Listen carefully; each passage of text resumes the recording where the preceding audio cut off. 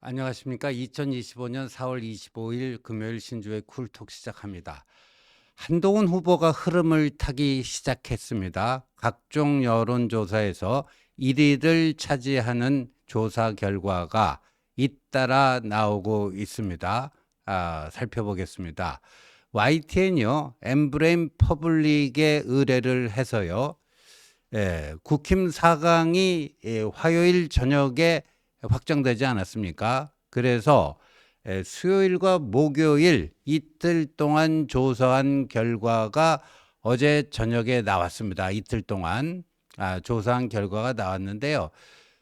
전체 유권자를 대상으로 한 조사를 봤더니 한동훈이 19%, 홍준표가 16%, 김문수가 14%, 안철수가 12%. 그러니까 4강 확정 이후 어제와 그제 이틀 동안 조사해서 이 엠브레인 퍼블릭은요, 목요일마다 조사 결과가 나오는 MBS 그 4개 메이저 여론조사 회사가 돌아가면서 하고 있는데 그 4개 회사 중에 하나입니다. 전화 면접 결과입니다. ARS가 아닙니다. 그리고 참고로 말씀드리면 국민의힘의 이 경선에서 일반 국민 여론조사는 ARS를 쓰지 않습니다. ARS 쓰지 않고요. 지난번 1차 100% 일반 국민 여론조사 역선택 방지 요것도 전화 면접 조사 기관만 했다 하는 말씀 드리고요. 그런데 이제 좀 의미 있는 격차가 이제 벌어진 것이죠. 한동훈 19%, 홍준표 16%, 김문수 14%, 이런 결과가 나왔는데요. 자, 우리가 여기서 한 가지 눈여겨봐야 될 것이요. 이렇습니다. 요거는 이제 전체 유권자를 한 거고요. 두 번째는 이제 국민의힘 경선 룰대로 한번 해보면요.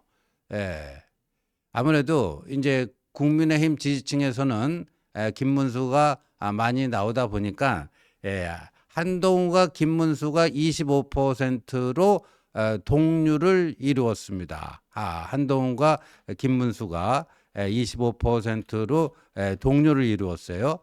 그리고 나서 홍준표가 21%로 3위를 기록하고 있습니다. 3위를 기록하고 있어요. 그러니까 이 보니까 홍준표가 확실하게 이제 3위로 밀리고 있다. 아까 첫 번째 걸 보여주더라도요. 전체 유권자에서도 홍준표가 이제 3위를 한 거 아닙니까? 홍준표가 2위를 했네요. 2위를 했는데 이 당원 플러스 무당층 하니까 홍준표가 2위였다가 3위로 밀린 결과가 나오고 있는 것이죠. 그러니까 그만큼 당원들이 이 김문수 국민의힘 지지층에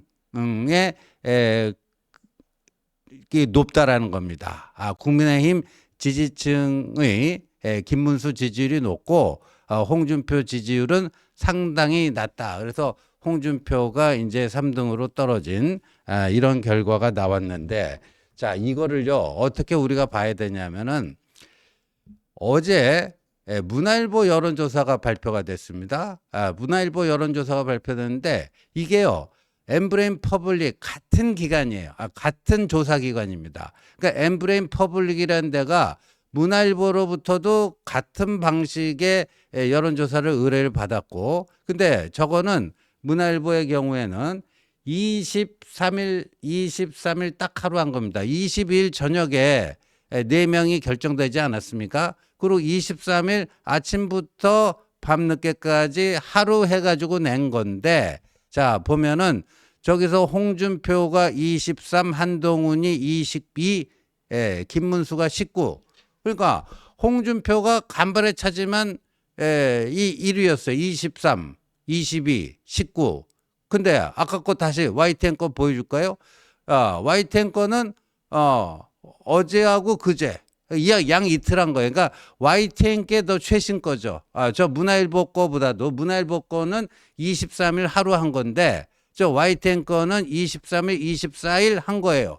그런데 홍준표가 3위로 밀려났다. 홍준표가 3위로 밀려났다 하는 거고요. 그 다음에 전체 유권자, 그거 다시 한번 보면 한동훈이 19로 1위 한 거 있지 않습니까? 여기서도요, 어떤 게 나타나냐면, 문화일보 조사에서는 한동훈이 16위였어요. 한동훈이 16위였는데, 하루를 더 연장해서 조사하다 보니까 19로, 이게 3%가 올라갔고요. 또 문화일보 조사에서, 저 조사에서 홍준표가 15였는데, 16으로 1% 올라갔고요. 문화일보 조사 저 방식으로 김문수가 12였어요. 아까 거 그대로 보여주세요. 방금 거요. 12였는데 저기서는 14로 김문수가 2 올라갔다. 그러니까 문화일보 거랑 비교해 보면 한동훈, 김문수 다 2%씩 올라갔고요. 안철수의 경우에는 문화일보 7%였는데 12%로 5%나 올라갔습니다. 올라갔는데 저런 결과가 나왔다. 지금 한동훈이 1위를 했다. 한동훈이 1위를 했고, 그리고 김문수와 이제 2강 구도를 이루면서 홍준표가 3위로 좀 처지는 양상이 나타나기 시작했다 하는 겁니다. 그런데 뭐 이거 하나만 갖고 우리가 볼 수는 없으니까요. 또 뭘 봐야 되냐면 어제 또 국민일보가 조사한 거 있죠, 감독님? 이 국민일보가 조사한 게 있어요. 이 국민일보가 어디에 의뢰를 했냐 하면요. 이건 뭐, 한국갤럽. 한국갤럽에 의뢰해서 같은 방식으로 조사를 한 겁니다. 같은 방식으로 조사를 한 건데 전체에서 보니까 한동훈 20%, 홍준표 17%, 김문수 17%, 안철수 16%, 안철수 16%. 그러니까 여기서도 한동훈이 1위를 했죠. 한동훈 20, 김문수와 홍준표 17, 안철수가 여기서 상당히 많이 나옵니다. 그런데 경선 룰대로 국민의힘 플러스 무당층으로 했더니 역시 당원 지지층이 두꺼운 김문수가 1위로 올라가면서 26%를 차지하고 한동훈은 22%, 홍준표가 20%, 안철수는 11%로 떨어집니다. 그러니까 이것 역시도 홍준표가 경선 룰 방식대로 하면은 이제 3위를 차지하고 김문수와 한동훈이 1, 2를 다투는 그런 겁니다. 그런데 지금 국민의힘 지지층만 놓고 봤을 때 국민의힘 지지층 플러스 무당층 아닙니까? 국민의힘 지지층만 놓고 봤을 때는 김문수가 좀 앞서갑니다. 김문수가 좀 앞서가고요. 그런데 2위가 홍준표가 아니고 한동훈입니다. 2위가 홍준표가 아니고 한동훈이에요. 그러니까 지금 저 조사에서요. 국민의힘 지지층, 무당층 빼고 국민의힘 지지층만 보니까 김문수가 35%고 한동훈이 25%예요. 그리고 홍준표가 20%입니다. 그러다 보니까 홍준표가요. 국민의힘 지지층에서 한동훈에도 밀리고 있다. 그러니까 무당층에서는 한동훈이 1위를 하는 거죠. 무당층에서는 한동훈이 1위를 하고 있고요. 국민의힘 지지층에서는 김문수가 1위를 하고 있고 전체를 합산해 보니까 그래서 김문수와 한동훈이 1위를 다투고 있고 홍준표는 3위로 밀려나고 있는 저런 양상을 지금 보여주고 있다 하는 겁니다.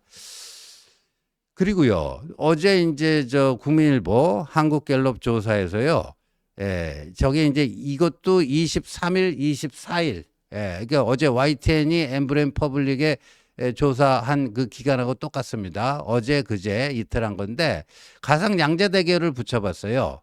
가상 양자 대결을 붙여봤는데 이재명이 하여간 다 과반이 나옵니다. 누굴 붙여도. 근데 이제까지요. 저렇게 가상양자 대결을 붙여보면 한동훈만 유독 좀 빠지는 그런 결과가 많이 나왔어요. 근데 어제는 보니까요. 이제는 한동훈이 빠지는 게 별로 없습니다.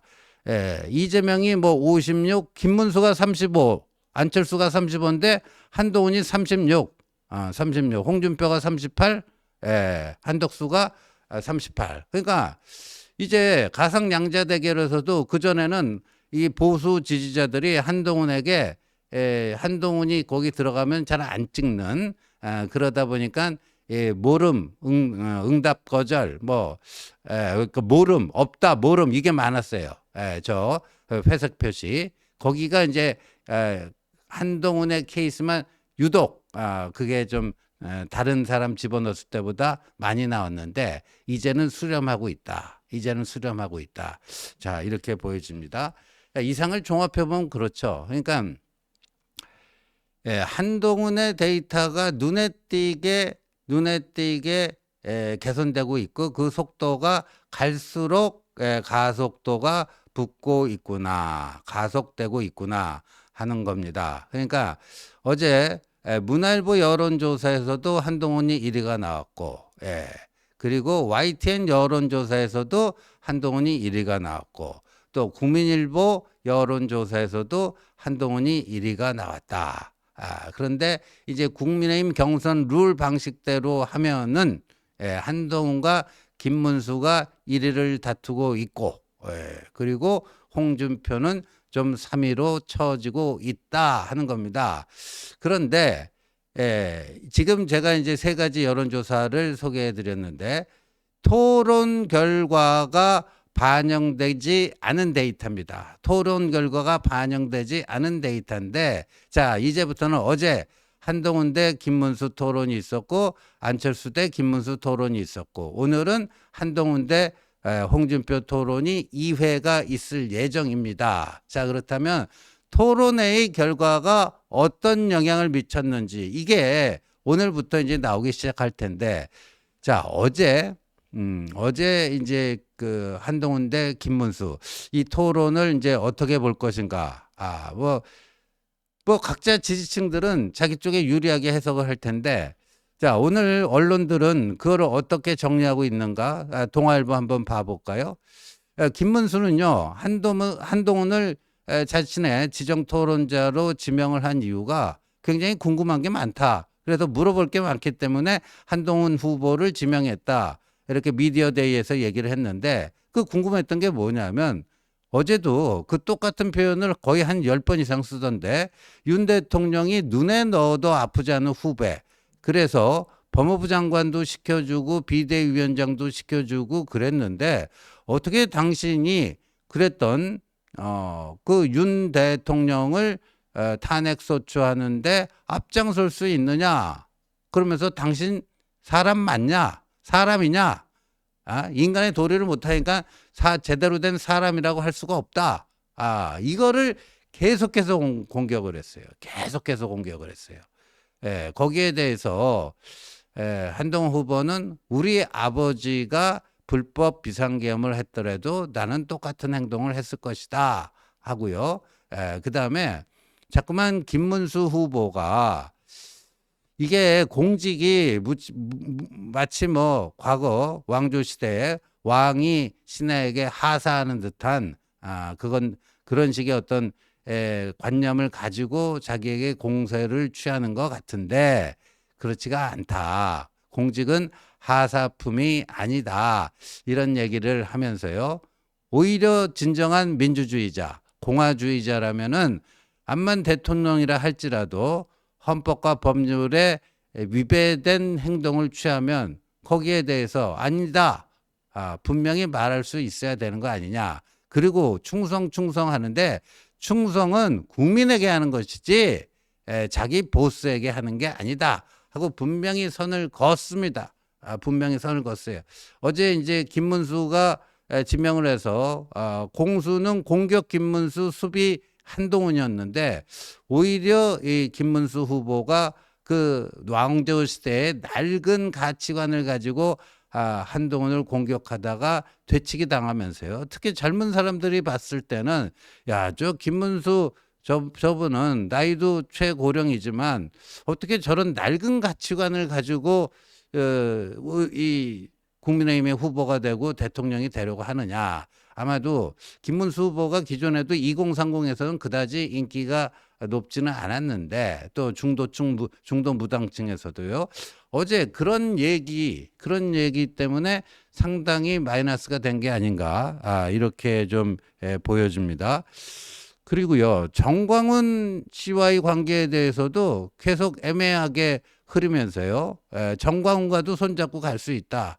이런 건데 그렇다면 이 윤 대통령과의 윤 대통령 뭐 당적 정리를 떠나서 윤석열 노선과의 완전한 결별을 사실상 거부한 겁니다. 사실상 거부하고 정광훈과도 같이 가겠다. 그다음에 안철수 후보랑 토론할 때 보니까 부정선거 맞다.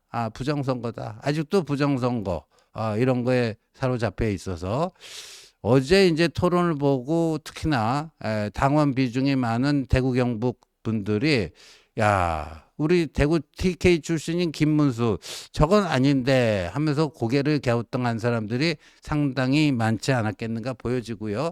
어제 토론의 결과가 이제 여론조사에 반영이 되면요.